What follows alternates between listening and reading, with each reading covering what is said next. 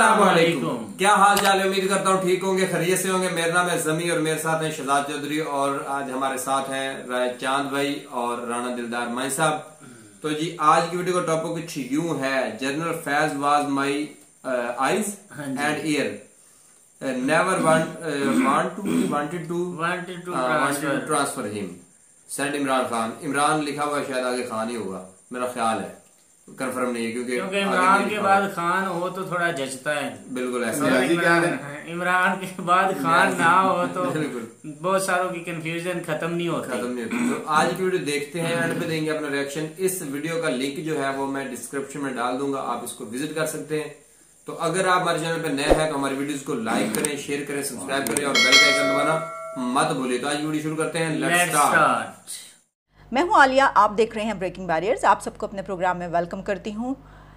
Former prime minister Imran Khan ने general फैज़ हमीद के हवाले से एक बहुत अहम स्टेटमेंट जारी की है, जिसमें उनका कहना ये था कि वो कहते हैं कि बदमज़गी जनरल फैज़ पर हुई और मैं जनरल फैज़ को आर्मी चीफ लगाना चाहता था, लेकिन उस वक्त अफ़गानिस्तान के हालात कुछ ऐसे थे, वहाँ पर सिविल वॉर का डर था। उसी वक्त तालिबान आए थे, वो हुकूमत उनकी बनी थी और उस सब को जनरल फैज़ हमीद देख रहे थे। सर्दियाँ थीं, वो इस सिचुएशन को बड़े अच्छे से समझते थे। और इसके साथ ये भी कि जुलाई 2021 से मैं ये जानता था कि नवाज शरीफ और PMLN इंट्रीग कर रहे हैं उनकी हुकूमत को उतारने के लिए। ऐसी सिचुएशन में कोई भी ये नहीं चाहता कि उनके इंटेलिजेंस चीफ उनसे दूर हो जाएं, क्योंकि ऐसे हालात में इंटेलिजेंस चीफ आपकी ईयर्स और आइज़ होते हैं।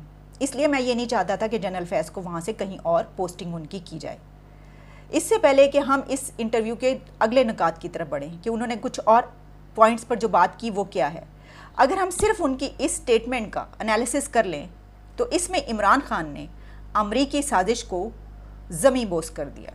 ये बात करके उन्होंने, इमरान खान ने अमरीकी साजिश का जो वो बयानिया लेकर चल रहे हैं कि अमरीका उनके ख़िलाफ़, अमरीका ने कंस्पिरेसी की और उनकी हुकूमत को उतारने वाला अमेरिका है, इस नैरेटिव को उन्होंने बुलडोज़ कर दिया है।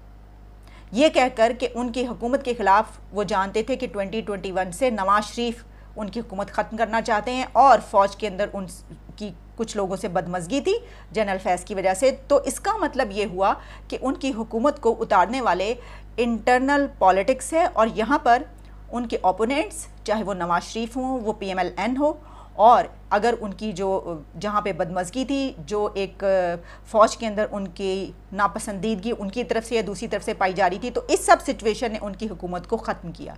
तो इससे पता ये चलता है कि अमेरिका ने कोई कॉन्स्पिरेसी नहीं की, अमेरिका ने कोई साजिश नहीं की, ये एक ड्रामा गढ़ा गया है। क्या हम इसको इस तरीके से लें?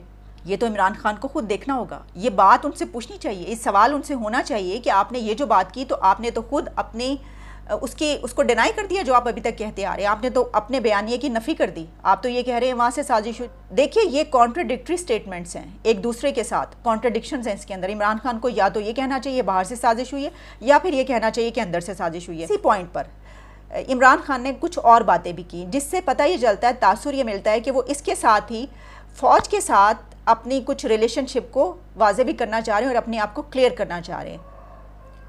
और वो ये बताना चाह रहे हैं कि मैं तो फ़ौज के साथ बहुत अच्छा हूँ, ये जो हुआ है तो ये तो मैं नहीं करना चाहता था। इसकी वजह ये कि साथ ही वो ये कहते हैं कि सवाल उनसे ये किया गया कि आपके 3 साल 4 साल दौर में आखिरी 3-4 महीने क्या हुआ कि आपके साथ इतनी ज़्यादा ये सब हो गया और इदारों के साथ इतना ज़्यादा आपकी चपकले शुरू हो गई। तो इसके ऊपर उनको नवाज शरीफ की तो बात करना बनती नहीं थी, जो उन्होंने कहा बस वही कहते। लेकिन उन्होंने इससे पहले नवाज शरीफ का पूरा आप कह लीजिए कि बयानिया तरतीब दिया। उन्होंने कहा नवाज शरीफ की क्यों लड़ाई रही थी फ़ौज के साथ, क्योंकि वो आर्मी को कंट्रोल करना चाहता था, वो इदारों को कंट्रोल करना चाहता था, वो आर्मी को पंजाब पुलिस बनाना चाहता था, वो जजेस को ख़रीद लिया करता था।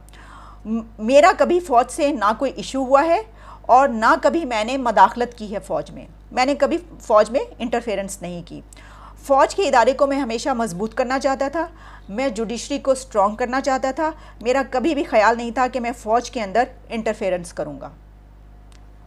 उसके बाद उन्होंने जो मैंने आपको बताई जनरल फैज़ हमीद के हवाले से ये बात कही कि जी वो कहते हैं कि उनकी वजह से बदमज़गी हुई, तो मैं तो ये नहीं था कि मैं उनको आर्मी चीफ़ लगाना चाहता था, मैं उनको उस वक्त ये चाह रहा था कि वो मेरे पास रहें या साथ रहें। तो फिर अब क्या मसला है? एक और सवाल खड़ा हुआ कि फ़र्ज़ कीजिए कि अब जो कन्फ्रंटेशन चल रही है, अभी भी अगर आप सोशल मीडिया उठाकर देखिए तो जितने ट्रेंड्स चल रहे हैं वो फ़ौज में जनरल बाजवा के ख़िलाफ़ चल रहे हैं, वो जनरल फैज़ हमीद के ख़िलाफ़ कोई ट्रेंड अभी तक ना चला है, ना ही हमें कोई ऐसा ट्रेंड नज़र आया जिसकी बिना पर शायद ये कहा जा रहा है। हम नहीं कह रहे जिसकी बिना पर ये कह रहे हैं ज़रा कि ये क्योंकि ऐसे ट्रेंड चल रहे हैं तो फिर इमरान खान की जो पार्टी है, हुकूमत है, उनकी जो टीम है वो चला रही है, उनके सपोर्टर्स चला रहे हैं इसी बिना पर कि जिसके खिलाफ चल रहे हैं और जिसके खिलाफ नहीं चल रहे। लेकिन ये बात तो अपनी जगह पर, सबसे बड़ी बात तो ये कि उनसे ये सवाल होना चाहिए कि देखिए अब आप ये बता दीजिए कि क्या आपने जो अमेरिका की कंस्पिरेसी का एक मामला किया है तो वो जिस तरह सब समझ रहे हैं वो ड्रामा ही है, क्योंकि आप तो बार बार ये भूल जाते हैं और फिर आपने ये बता दिया कि आपके खिलाफ तो जो साजिश थी वो तो अंदर से हो रही थी और बाहर से अगर कर रहे थे नवाज शरीफ लंदन में बैठकर कर रहे थे तो फिर ये अमेरिका दरमियान में कहाँ से आ गया। और दूसरी तरफ वो अपने आप को क्लियर भी करना चाह रहे हैं। अच्छा देखिए, वो आजकल बहुत सॉफ्ट इंटरव्यूज़ देते हुए नज़र आ रहे हैं, बड़े फ्रेंडली लोगों के साथ वो मिलते हैं और उनको इंटरव्यूज़ दे देते हैं। इससे पहले हमने आपको बताया था उन्होंने सुपरस्टार फिल्म स्टार शान को एक टेलीविज़न चैनल पर बैठकर इंटरव्यू दिया और उसमें शान ने उनसे जो सवालात किए उसमें एक सवाल ये था कि जिस वक्त आपने अपने जलसे में वो ख़त लहराया था तो मेरी जो ताइयाँ, नानियाँ, खालाएँ, दादियाँ, फुफियाँ ये सब बैठी थी मेरे साथ, तो उनकी आंखों में आंसू आ गए और उन्होंने रोना शुरू कर दिया। जब आपने वो ख़त लहराया और आपने बोलना शुरू किया तो उन्होंने रोना शुरू कर दिया। तो मैं आपसे ये पूछना चाहता हूँ कि उस वक्त आपके क्या तासुरात थे और क्या इमोशनल ये सब, कि मैं एक एक्टर हूँ और मैं एक्टिंग करता हूँ तो लेकिन मेरा भी जो है हालत वो हो गई कि मैंने भी ये देख के ये सोचना शुरू कर दिया। ऐसे इंटरव्यूज़ वो आजकल दे रहे हैं, तो हम उनसे ये कहेंगे कि ज़रा शाहज़ेब खानज़ादा को एक इंटरव्यू दे दीजिए। चलें, अगर उनको नहीं लेना तो हम कह रहे हैं कुछ छोटे मोटे हमें दे दीजिए। इसकी वजह ये है कि उन्होंने जो इंटरव्यू दिया वो सोशल मीडिया पे, ये जो इंटरव्यू उन्होंने दिया है जो मैं आपको बता रही हूँ, आगे कुछ और पॉइंट्स बताऊंगी, ये उन्होंने सोशल मीडिया पे दिया है, यूट्यूब चैनल्स पर, जो कि जुनेद और मुजम्मिल हसन और तलहा जो हैं वो उनका इंटरव्यू कर रहे थे और जो उनसे सवाल किए गए हैं वो क्रिएटिव क्वेश्चंस थे। यानी ये क्वेश्चंस एक क्रिएटिव पर्सनैलिटी से तो आप कर सकते हैं, लेकिन जो एक क्रिटिकल पर्सनैलिटी है जैसे कि इमरान खान है, जिनकी वजह से इस वक्त पूरा पाकिस्तान बाहर निकला हुआ है, जिन्होंने एक ऐसा क्या कहना चाहिए तूफ़ान खड़ा कर दिया है पाकिस्तान के अंदर, जो कुछ अब तक हो रहा है अनारकी से लेकर अब तक 9 अप्रैल की रात से लेकर अब तक, तो उनसे तो बहुत क्रिटिकल क्वेश्चन करना बनता है। अब देखिए ना, उनसे अगर आप ये सवाल करेंगे कि आप आगे जब आएंगे तो आप सिस्टम को, अगली मरतबा आप सिस्टम को कैसे ठीक करेंगे, अब की बार जब आप आएंगे तो आप ये कैसे ठीक करेंगे, अब की बार कहाँ भाई, वो तो आगे चले गए, वो जब आएंगे अगली मरतबा वो तो तब देखा जाएगा। उनसे सवाल ये होना चाहिए था आपने क्यों नहीं किया, आपने ये ठीक नहीं किया तो ये क्यों नहीं किया, आपको 4 साल मिले आपने ये क्यों नहीं किया, आपको ये लेकिन वो साफ नज़र आ रहा था कि वो एक फ्रेंडली ये इंटरव्यू था और इसमें उनसे बड़े कुछ क्रिएटिव अगर आप कहें तो अच्छे सवालात थे, लेकिन उसमें मैंने जैसे बताया कि सियासी इंटरव्यू में तो आप ऐसे सवालात जो हैं वो नहीं कर सकते, लेकिन ऑब्वियसली अगर ये एक फ्रेंडली वे में कंडक्ट किया गया था, क्योंकि इसकी सोशल मीडिया पे पूरी एडवर्टीजमेंट की गई और इमरान खान की टीम की तरफ से ही की गई, तो ये नज़र आ रहा है कि वो उन्होंने खुद ये कंडक्ट करवाया या वो ये चाहते थे और उन्होंने कहा हाँ ठीक है, इसकी एक पॉजिटिव वे में इसको किया जाएगा। क्योंकि हम देख रहे हैं, एक ये कहा कि नवाज शरीफ को अगर इंग्लैंड का भी आप वज़ीर आज़म बना दें तो मैं ये गारंटी देता हूँ कि इंग्लैंड भी मकरूज़ हो जाएगा, उस पर भी कर्जा चढ़ जाएगा। हालांकि इमरान खान पाकिस्तान के वो प्राइम मिनिस्टर हैं जिनके दौर में सबसे ज़्यादा कर्जे लिए गए, मतलब उनके कर्ज़ों का जो हजम था, जब हम उनकी बात किया करते थे तो सब ये कहते थे कि ये क्या होगा। वो जब किसी के ख़िलाफ़ बात कर रहे होते हैं तो वो ये बिल्कुल भूल जाते हैं कि उन्होंने वो सब अपने दौर में कर लिया और उससे बुरी हालत में मुल्क छोड़ कर गए हैं। वो मुल्क को जिस हालत में छोड़ के गए हैं वो दूसरे पे तनकीद करने वाले बनते नहीं हैं। अब देखिए, हमेशा वो कहते थे कि मैं जब आऊँगा तो इनकी तो इतनी बड़ी बड़ी कैबिनेट्स होती हैं, मेरी स्मॉलेस्ट कैबिनेट होगी, और पाकिस्तान की तारीख की सबसे बड़ी कैबिनेट इमरान खान की थी। उनसे ये सवाल किया गया सॉफ्ट पावर का, उनसे बड़ा अच्छा ये सवाल किया, बहुत अच्छा सवाल था। उनसे कहा गया कि देखिए जो तमाम कंट्रीज़ हैं वो सॉफ्ट पावर को इस्तेमाल करती हैं। आप इंडिया को ले लीजिए कि इंडिया अपनी सॉफ्ट पावर को, वहाँ पर मूवीज़ हैं, फिल्म्स, बॉलीवुड, और इसके अलावा आप देख लीजिए, मैं तो ये कहूँगी कि वहाँ पर जो योगा है, जिस तरह वो उसको आगे लेकर गए हैं, क्या कमाल कर दिया उन्होंने योगा में। पूरी दुनिया में इंडिया को योगा की वजह से ले गए। मेडिटेशन और फिर सदगुरु जो उनका एक ऐसे सिंबल वो बन चुके हैं पूरी दुनिया में, कहाँ वो जाकर इकनॉमिक वर्ल्ड फोरम में जो है वो जाके बात कर रहे होते हैं, और उनका जब वो होता है तो पूरी दुनिया उनके उसमें आती है।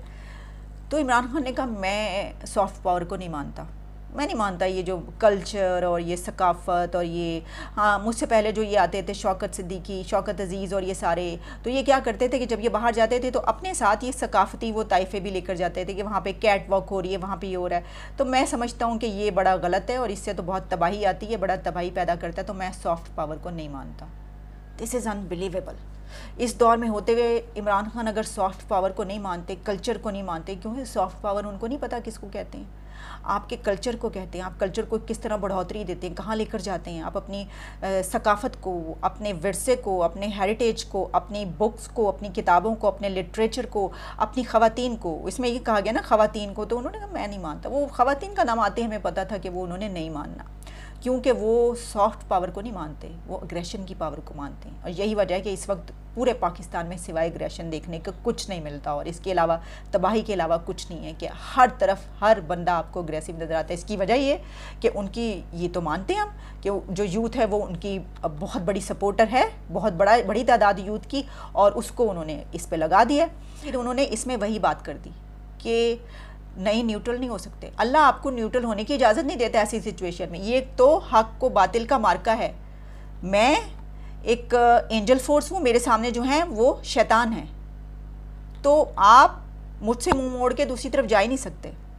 वो उसमें भी यही कह रहे हैं। मैं हैरान इस बात पर हूँ कि 3 नौजवान वहाँ पर बैठे हैं, तो उन्होंने इसको कॉन्ट्रडिक्ट क्यों नहीं किया। खान साहब ये कैसी बातें कर रहे हैं आप, हक को बातिल के मार्कों का तो दौर गुजर गया, ये आप अभी तक उसी सदी में मौजूद हैं। आप इस वक्त वहाँ पर हैं जहाँ पर मार्स पर घर बन रहे हैं आप इंसान के, वहाँ पर इंसान जाएगा, वहाँ पर रहेगा, और क्या क्या कुछ हो रहा है। तो आप तो इस वक्त एलोन मस्क के दौर में ज़िंदा हैं, और आप बात किसकी कर रहे हैं, आप बात कर रहे हैं उस सदी की। फिर उन्होंने इसके अंदर इंडिया का जिक्र किया। जब उनसे फ़ॉरेन पॉलिसी की बात हुई तो उन्होंने इंडिया का जिक्र किया और उन्होंने कहा कि मैं तो हमेशा से ऐसी फ़ॉरेन पॉलिसी चाहता था। आप ये देखिए कि इंडिया तो स्ट्रेटेजिकली भी क्वाड का हिस्सा है और इंडिया के तो सस्ता तेल ख़रीद रहा है, और उनको वो मना नहीं करते, उनको वो कुछ नहीं कह रहे। लेकिन हम तो 3 में ना 13 में, लेकिन फिर भी हमें ये कहा जा रहा है कि उनसे तेल ना ख़रीदो, वहाँ पर ना जो अपनी पॉलिसीज़ जो हैं वो रशिया की तरफ ना रखो। इसके अलावा उन्होंने इसमें भुट्टो के हवाले से बात की। उन्होंने कहा कि जो भुट्टो के दौर में जो तहरीक चली थी वो मैंने देखी थी, और वो क्या बात थी, उससे साफ नज़र आ रहा था कि वो बहुत एक उसमें हैं, नॉस्टैल्जिक हैं वो उस मामले में, कि वो उसको बहुत बड़ा समझते हैं, और यही वजह है कि वो अपने आप को भुट्टो बनाने की कोशिश कर रहे हैं। ये कहा जाता है कि आज तक उनकी मदद के बगैर तो कोई आ ही नहीं सका, तो अगर अभी तक नहीं आ सका तो आप क्यों समझते हैं कि अगली मर्तबा आप आ जाएंगे। तो इसके ऊपर उन्होंने ये कहा कि जब यूथ मोबिलाइज़ हो जाए, पब्लिक मोबिलाइज़ हो जाए, तो फिर कोई नहीं रोक सकता आपको। उनके ज़हन में ये चीज़ है कि फिर आपको आने से कोई नहीं रोक सकता। फिर उनसे ये पूछा गया कि जब आप कुछ कर नहीं पाए, ये तो नहीं कहा गया लेकिन ये पूछा गया कि अगर आप ये समझते हैं कि सिस्टम को ठीक के बगैर कुछ नहीं हो सकता, तो अगर आप फ़र्ज़ कीजिए दोबारा भी आ जाते हैं, जिस तरह आप कह रहे हैं कि यूथ की पावर से आ सकते हैं, इसको कोई नहीं रोक सकता, अगर आप दोबारा आ जाते हैं तो आपके मामलात इदारों के साथ भी ऐसे रहेंगे और बाकी सब भी, तो फिर आप किस तरह ठीक कर पाएंगे। तो इसके ऊपर भी उनका कोई ख़ास जवाब नहीं था। ये चंद सवाल ऐसे थे जिसको हम कह सकते हैं कि कुछ अच्छे जवाब थे, लेकिन एक आखिरी जवाब जो मैं इसमें शामिल करूँगी वो ये है कि उन्होंने ये कहा कि जब उनसे ये सवाल हुआ, सॉफ्ट पावर की बात हुई, तो उनसे ये कहा गया कि देखिए हमारे मुल्क में कोई बच्चों का प्रोग्राम नहीं है, कोई साइंस के प्रोग्राम नहीं है, कोई इस तरह का नहीं है। तो उन्होंने कहा देखिए मैंने तो कोशिश की थी, अल-तुगरल ड्रामा मैंने दिखाने की कोशिश की ना, फ़ौरन अल-तुगरल का उन्होंने नाम ले लिया, तो भाई वो वहीं पर रहेंगे। और मुझे हैरानी इस चीज़ की है कि जहाँ पर यूथ मौजूद हो, जहाँ पर नौजवान बैठे हों, वो तो ऐसी चीज़ों को बहुत कॉन्ट्रडिक्ट करेंगे, उनसे कहेंगे कि मतलब सवाल दर सवाल करने चाहिए थे, लेकिन इससे महसूस ही हो रहा था कि वो सिर्फ अपनी बात कहने के लिए आए हैं ताकि लोगों तक उनका बयानिया पहुंच जाए।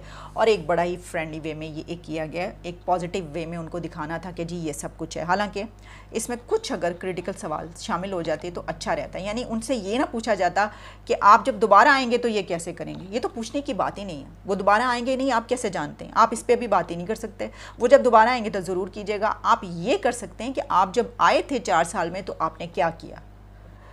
आपसे इजाज़त चाहेंगे, दोबारा मुलाकात। पागल है? नहीं मैं जी उन्हें बिल्कुल गल ठीक की, सोच रहा कि अगली दफ़ा मैं आ जाऊँगा। हाँ भाई नहीं, आप ये बात ठीक बोली है। जितनी भी मेहनत कर रहा है ना वो बंदा, वो मेहनत कर रहा है यूथ पे, और जिस कौम की यूथ एक्टिव हो जाए और फर्ज करो मान लें कि यूथ जो है वो बहुत ज्यादा जो है जोर शोर के साथ इसको वोट दे दे, तो क्या ख्याल है? क्या कुछ भी नहीं है। राणा साहब को तो पता है कि वोट की कोई कदर नहीं है, आर्मी उठा के ऐसे फेंक देगी, ऐसे कर देगी। नहीं, आपको सारा पता है। अच्छा चले, यूथ की बात कर रहे हैं तो अगर हम यूथ की बात करें, मेरे मोबाइल में 5 व्हाट्सएप ग्रुप हैं। कितने हैं जी? 5 व्हाट्सएप ग्रुप हैं और हर ग्रुप में तकरीबन 40-50 कॉन्टैक्ट नंबर तो होंगे और उन 40-50 में से सिर्फ 2 या 3 नून लीगी हैं, बाकी सारे पीटीआई के हैं। कमाल है बाकी सही है। आप अपने घर की बात करें तो एक घर में पहले की सियासत की बात करने लगा हूं। इसका मतलब ये हुआ कि पढ़े लिखे जाहिल हो गए हैं। इसका मतलब तो यही हुआ ना कि 4-5 आपके ग्रुप हैं, व्हाट्सएप जो है ना ग्रुप हैं 4-5, उसमें से अगर 3 नून लीग के हैं, बाकी सब यूथी ही हैं। तो इसका मतलब आप पढ़े लिखे जाहल बने बैठे हैं कि इमरान जो है वो पाकिस्तान में जो कर रहा है या जो बात आ गई, यूथ को बता रहा है, दिमाग में एक ऐसी बात आ गई कि मैं ये करके रहूंगा। अब राणा साहब को फिर बड़ा बुरा लगे। करें। राणा साहब का जो बेटा है, बड़ा बेटा है, वो पीटीआई का सपोर्टर है। बिल्कुल नहीं है। सवाल ही राय चांद साहब ये बात की गवाही देंगे। राणा साहब का बड़ा बेटा ये खुद नून लीगी, इतने नून लीगी हैं कि इनको बोले ना कि शहबाज शरीफ का नाम लेकर अपनी नब्ज काट काट देंगे। मेरी बात सुनो, इनको बोले ना, मेरी बात सुने, मैंने पहले इनका बड़ा बेटा पीटीआई का इतना जाला है और एज सुने उस बच्चे की, और उसकी फर्स्ट ईयर में, अभी वो सेकंड ईयर में, फर्स्ट ईयर में अभी वो फर्स्ट ईयर 11वीं क्लास का वो स्टूडेंट है। एक अच्छे कॉलेज में वो पढ़ता है, सुपीरियर कॉलेज में वो पढ़ता है, डिस्ट्रिक्ट ननकाना साहिब जाकर, और बड़ा ओबिडेंट और बड़ा क्लेवर और आप उसे कह सकते हैं कि कॉम्पिटेंट बच्चा है वो। और उसका जो माइंड सेट है कि वो जो सुनता है वो इमरान खान की स्पीच सुनता है। अगर उसका स्टेटस देख लें तो पीटीआई का स्टेटस होता है, अगर उसका मोबाइल पकड़ के चेक करेंगे तो इमरान खान की स्पीचेस मिलेंगी आपको। और अच्छा एक और बात है हो सकता है कि राणा साहब के इल्म में ये बात ना हो कि ऐसा कुछ हो रहा है, ठीक है। अब ये हो सकता है कि राणा साहब उसका मोबाइल पकड़े और जनाब उस पे पाबंदियां जो है वो लगनी शुरू हो जाए। और मैं वादे तौर पर कह रहा हूँ कि मैं उसको यूथिया नहीं बनने दूंगा। बात एक्चुअली ये है कि आप अगर हुकूमत होती है ना तो हुकूमत होती है दिलों पे, और पाकिस्तान की तारीख में अगर कोई बंदा हुकूमत कर गया तो वो इमरान खान। बिल्कुल गलत है। जितनी जाहलियत, बेहयाई, बेगैरती, ठीक है, इखलास से गिरी हुई सब बातें जो पहले वजीर आज़म बनने से पहले जलसों में करता था, वही अब फिर वही उसको रिपीट कर रहा है। कोई नई बात सुनी उनके मुंह से? सिर्फ ये जाहलियत फैला रहा है और कुछ भी नहीं है। फिर उस बंदे के अंदर ऐसा क्या है यार कि लोग उसकी जान नहीं छोड़ रहे? हमारे मुल्क में मैं वही कह रहा हूँ ना कि हमारे मुल्क में जाहलियत ज्यादा है। बेवकूफी को सही करें, वही तो हम कह रहे हैं कि पढ़े लिखे अपनी बेवकूफी को ठीक करें। और दूसरी बात ये देखें, हर घर में और पाकिस्तानी तारीख में ये पहली बार हुआ है, वरना हर घर में हर घर का एक रिस्पॉन्सिबल होता है। वो कहता है कि हम फलां पार्टी के सपोर्टर हैं, फलां पार्टी को वोट देंगे, तो पूरी फैमिली होती है वो सारी उस पे कहती लब्बैक कि हम ऐसे ही करेंगे। और इस बार कुछ ऐसा हो रहा है कि जो वालिदे मोहतरम हैं नूरे मुजस्सम और पता नहीं क्या क्या, वो नून लीग के हैं, और बेटा मोहतरम जो पीटीआई के हैं। मैंने और आज ये इमरान खान की हुकूमत में हुआ है कि जो मिसिज अदम एतमाद भी पाकिस्तान मिसिज कुछ घरों की बात बता रहा हूँ कि जो मिसिज वाइफ है वो पीटीआई की सपोर्टर है, और जो हस्बैंड है वो नून लीग का सपोर्टर मेरी है। और अब्बा। सुने फिर इसका और उलट भी है, रेसिप्रोकल भी इसका है कि जो हस्बैंड है वो पीटीआई का है और मिसिज इमरान खान को बड़ी बुरी तरह डिसलाइक कर रही है, नहीं, जो बच्चों से ऐसी लेकर बात नहीं। और लड़ाई और घरों में लड़ाइयाँ भी जिस बात में लेके इमरान की इतनी मेरी बात सुने इमरान की इतनी बड़ी बढ़ोतरी ना करें ना, वो बेचारा इतने इस लायक भाई है। हम मेरी इमरान बात खान सुने, को लाइक मेरी बात सुने, मेरी हम बात समझते हैं, मेरे- हमने वोट जरूर दिया है जिमी इमरान खान साहब को, जिमी साहब बात सुनिए, लेकिन मेरी मैंने बात वोट सुनिए। नहीं दिया था, मैंने वोट पहले कास्ट आपको नहीं बताया किया था। कि ना हम नून लीग को मानते हैं, ना पीपल्स पार्टी को मानते हैं, ना जो है ना पीटीआई को मानते हैं, किसी को नहीं मानते। एक मिनट मेरी बात सुन लें। आपके सामने अपने गांव की मिसाल दो कि अपने गांव की जो मिसाल है वो किस तरह की है कि जिधर बड़े उधर छोटे। बोले कंपटीशन हुआ है कभी हमारे गांव, अपने आपके गांव में कभी हुआ है कंपटीशन? एक ये इसका सवाल दें कि जब से पाकिस्तान बना है तब से लेकर आज तक जिधर बड़ों ने गांव वालों ने बोल दिया कि भाई फलां कैंडिडेट को वोट देना है या फलां पार्टी को वोट देना है, सारा गांव उधर ही देता है। ठीक है, तो बातें हैं, मैं रात को वही बातें कर रहा था उधर डेरे पे बैठा हुआ, वो आसफ वगैरह बैठे थे, लंबरदार सारे। मैंने बोला कि अब बातें करके दिल खुश कर लो, दिल खुश करो, इस पे कोई पाबंदी नहीं है। दिल को खुश करना चाहिए, रखना चाहिए खुश। लेकिन इलेक्शन हो 1 साल के बाद या 6 माह के बाद, 1.5 साल के बाद, जब भी हो, लेकिन फैसला जो बड़े करेंगे, फैसला जो बड़े करेंगे, ठीक है ना, कबूल वही होगा। आमीन उसके पीछे ही करना पड़ेगा। जो बड़े फैसले सारी बरादरियों के, सारे बड़े लोग सारी बरादरियों को बैठते हैं, आपके सामने बैठते हैं, जो अच्छा, फैसला तो वो अच्छा, कर लेते हैं। एक बात मैं यहाँ पे सारे ऐड कर दूं, बड़े- एक मिनट, सारे सर। बड़े, हाँ हाँ, यहाँ पे हमारे साथ भी कुछ बड़ों वाला सीन हुआ पड़ा है, काफी हद तक। आप लोग शायद समझ रहे होंगे कि हमारे साथ भी ना जो हम 2 लोग हैं, हमारे साथ भी बड़ों वाला सीन कुछ हद तक ना। एक बड़ा लेफ्ट बैठ जाता है, दूसरा बड़ा राइट बैठ जाता है, और ये लेफ्ट राइट के चक्कर में हम 2 छोटे दही बड़े बने पड़े हैं। और दूसरा ये राणा साहब, आप बड़ों के फैसले की बात कर रहे हैं, अगर वही डिसीजन कर लेते हैं दोबारा से फिर पीटीआई का, तो फिर आप क्या कहेंगे? हाँ बिल्कुल चलेंगे पीटीआई के साथ फिर? ऐसे ही, फिर आप क्या कहेंगे? चलेंगे। फिर देखें, वो तो जो बड़ों ने जो करना है वो करेंगे, उसके पीछे चलेंगे बिल्कुल। क्योंकि हमारे ये शुरू इसका मतलब है कि जब से पाकिस्तान बना है इसी तरह आप रवायत चली आ जब रही से है। पाकिस्तान बना ना बोलें, आप ये बोलें जब से पाकिस्तान आजाद हुआ है हम गुलाम हो गए। नहीं आप ये लफ्ज बोलें। देखिए आप अभी तक गुलामी में जी रहे हैं। नहीं, मैं ये बात करना चाहूंगा कि जो आपको बड़े कह देंगे फिर आप वो बस- सच हो वो झूठ हो, वो सच हो या वो झूठ हो, बिल्कुल। आप उसे फॉलो करेंगे।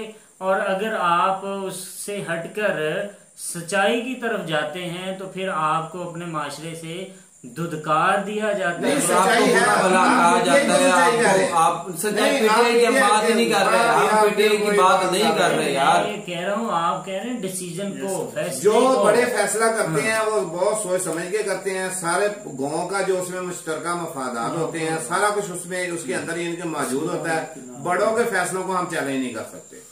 बस ठीक है जी, आखिरी खैर फिर किसी नेक्स्ट वीडियो में बाकी बातें होंगी, तब तक के लिए और हमें आप ही दीजिए। सुन लें, बड़ों का एहतराम भी करना चाहिए।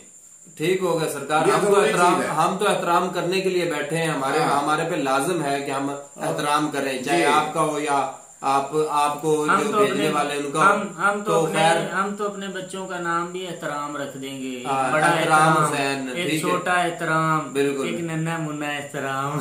अल्लाह हाफिज। आएगा तो एहतराम आएगा ना, जब वो पता नहीं आने वाला कब आएगा।